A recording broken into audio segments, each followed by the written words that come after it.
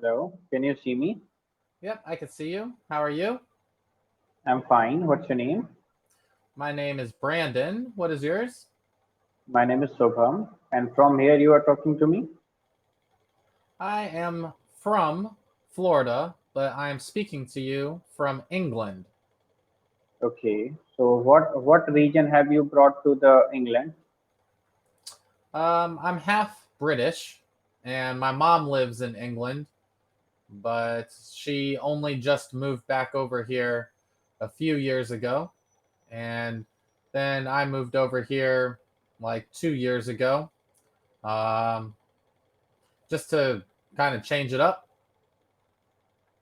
Okay. Yep. What So about you? so Where are you from?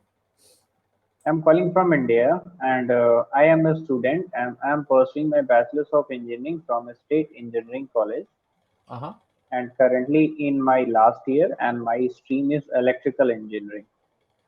Electrical engineering. Yeah. Very nice. And then what would you like to do once you graduate? So I can think for my masters as well, and with the job seeking scope as well. That means I can opt for a job as well. So I just want to occupy the belt of teaching. So this Hmm. should be considered by me as well as an option, career options. Okay, so you would like to stay in school for another couple of years and that sort of thing? Yeah, it may be because I love teaching and teaching is my passion. So I can spend some more time on this belt. Yeah. Yeah. I like teaching as well. It's definitely rewarding. So what do you think that you struggle with when it comes to English?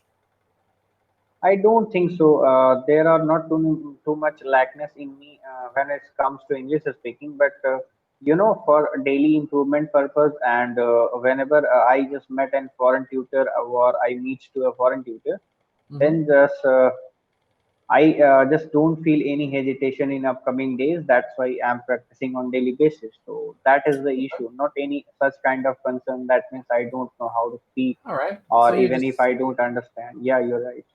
yeah, so you're just looking for the extra practice, right? Just to kind Yeah, of you're right. make sure that you're able to speak, on a frequent basis, so you don't lose what you already know. Yeah, you are right. And a little bit lackness I found in myself, that is use the appropriate words, where to use what word, and that will sound so much good. So that will come So much gradually by better. practicing. Yeah, yeah. All right. No, I get that. Like, just like a little tweak right there. Instead of saying so much good, right? You would say so much better, right? Okay. Yeah. So, no, I get that. That's cool. So, tell me a little bit about what you do outside of school and outside of, work and that sort of thing. What do you do in your free time for fun, maybe hobbies or activities? So these are some routine questions which I came across on daily basis. So can we skip this part and move to another one which is just unique and strange for me? That's why we have Yeah. conversation on that topic. Yeah. Yeah, sure. So, I like a few of these ones. These ones are kind of different. It's some of the advanced conversation topics, right? I like this one about life in the internet age, and this one on artificial intelligence, right? Okay. So want to go, since we only have 10 minutes, I'm just going to skip into this section here, right? So it's three little articles. You'll read the article out loud, and then we'll talk a little bit on these questions here, right? So read this article about Stephen Hawking. Okay, so they have written here, physicist Stephen Hawking has expressed concern about the possibilities that AI cloud evolved to the point that humans could not control it. Hawking stated that the development of full artificial intelligence could spell the end of the human race. So, do Yeah, you believe that artificial intelligence poses a threat to humans? If so, then how and when might this happen? yeah. What do you think about this? I think Developing. Yeah, go ahead. Yeah, Hawkins have said in a right way, but sometimes it is not good for human, occupation as well, because everything will be replaced by just artificial things, and then it will reduce the amount of job and all these things. That means we are going into the belt of robotics and automation. So that will reduce dependency to the human beings. The work will be on time, and there are a lot of advantage of that. But at the same time, we will have less work opportunity for the people. That means they are just taking the job from them. Yeah, I agree with that. I think that there always is that. Um, if you can make things cheaper, you can make things faster in terms of production, but the human side, in terms of jobs and that sort of thing, it takes a hit, especially across communities. You see it with like factories and things that get shut down because you know nobody needs whatever it was that they were producing anymore. But what about what it's asking here about the threat, right? So this is almost talking about a point where maybe we let artificial intelligence control like a defense system or maybe some other elements to our lives, right?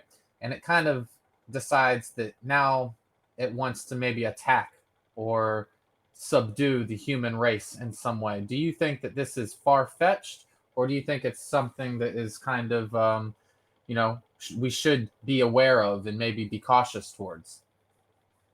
Yeah, if you just want to know my opinion about artificial intelligence and human robotics and automation, we are getting involved into the upcoming life. So I think there should be just eye sighting maintenance we have to maintain then in this belt.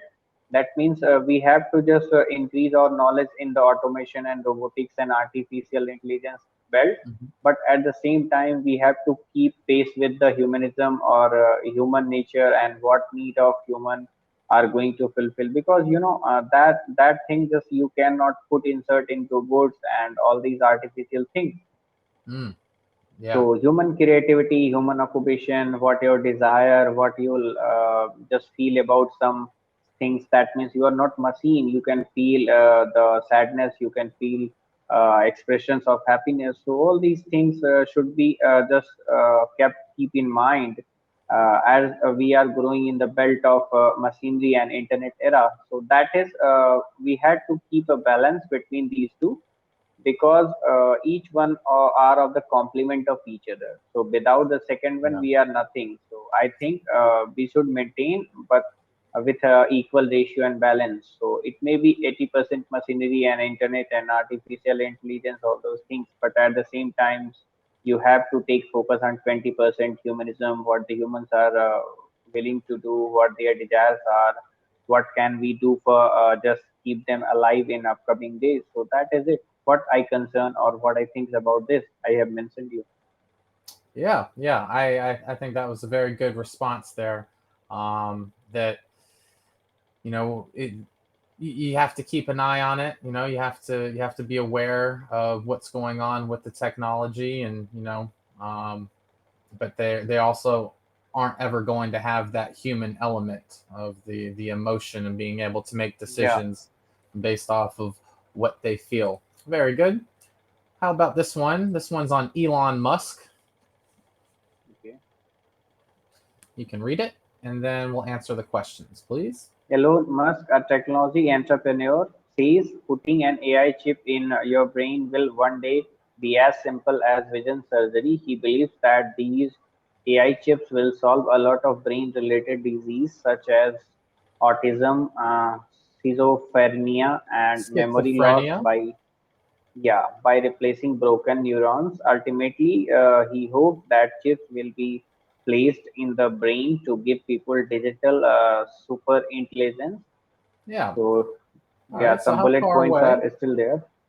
How Yeah. far away are we are putting computer chips in our bodies? And second one is, would you put AI chip in your brain to have a super intelligence? Yeah. So what do you think? I The think this Neuralink. I'm not totally agree with Musk, but at the same time, he's a visionary guy. So if he's saying so, that means they are making an effort in the belt of that one, because already we have known the reputation of SpaceX and Tesla and all these Mhm. things he's regulating. So I think it may be the demand of time. That means we just use and insert chips in your brain to supervision our ideas and what the Yeah, disease and what the other problem we are dealing with. So it may yeah, be possible, but I think it will take time. I agree. I agree. So, what I would say there is that is we don't know. We can't imagine the technology because it's not here yet. It sounds crazy to put something in your brain and how would we react and that sort of thing. But 100 years Right. ago, people would have thought it was crazy for us to have cell phones in our hand where we could Yeah, look you're up. right. You know, Everything in starting seems just impossible. yeah, We just don't have any idea about that. Means we can fly into the air by some gadget. yeah, So this is possible. Mobile phones is also something that we haven't ever expected in our previous time. So that all these things are happening.